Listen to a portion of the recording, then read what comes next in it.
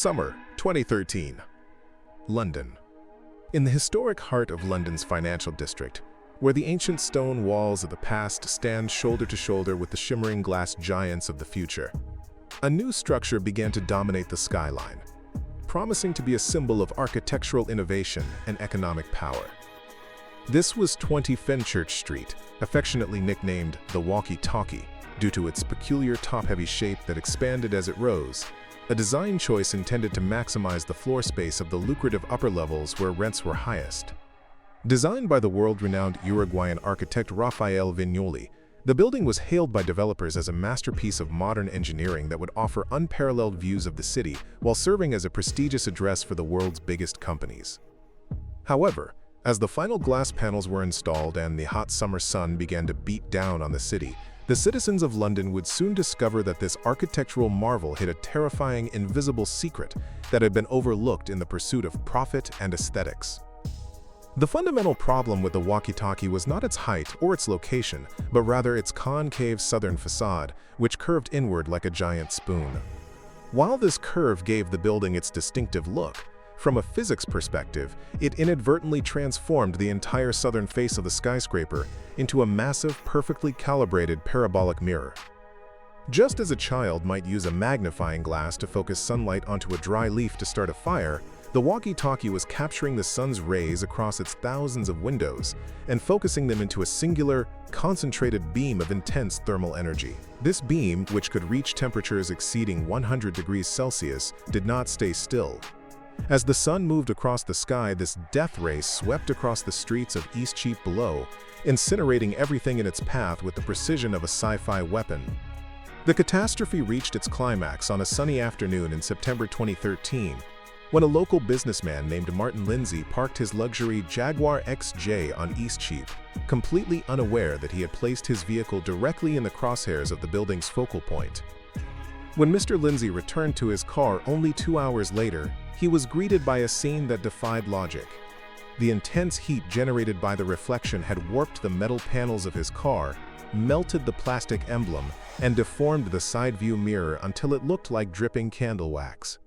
The smell of burning plastic filled the air, and as a crowd began to gather, they realized that the reflection from the building was so intense that it was physically painful to stand in the street, with the pavement itself becoming hot enough to burn the soles of their shoes.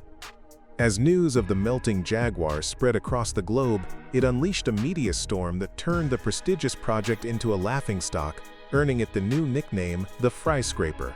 Journalists and curious onlookers flocked to the street, not to admire the architecture, but to conduct experiments, with reporters successfully frying eggs, toasting bread, and even melting bicycle seats, simply by placing them on the sidewalk where the building's reflection hit.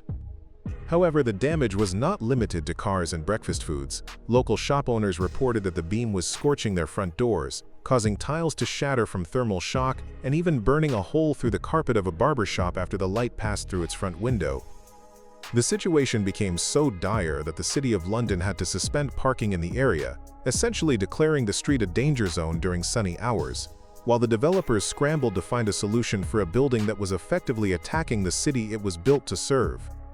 What made this disaster truly unforgivable, however, was the revelation that this was not the first time the architect, Rafael Viñoly, had made this exact mistake. Years earlier in Las Vegas, the Vdara Hotel, also designed by Vinoly, had suffered from a similar death ray effect that burned guests by the swimming pool, melting plastic cups, and singing hair.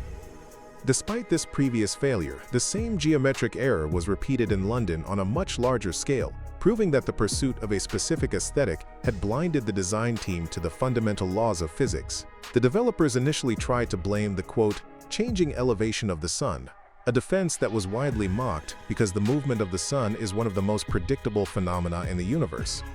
In the end, the solution to the problem was as ugly as it was expensive. To neutralize the beam, the developers were forced to install a permanent brise-soleil, a massive system of aluminum fins across the southern facade, which effectively acted as a giant pair of sunglasses for the building. This retrofitting cost millions of dollars and permanently altered the sleek glass appearance that the architect had fought so hard to create, serving as a permanent scar on the building's face. Today, the Walkie-Talkie stands safely in the London skyline, its death ray neutralized by the metal grills that cover its windows.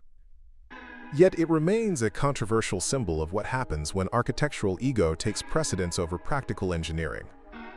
The building that melted a Jaguar serves as a towering reminder to designers everywhere that while you can ignore the critics and you can ignore the budget, you can never, under any circumstances, ignore the sun.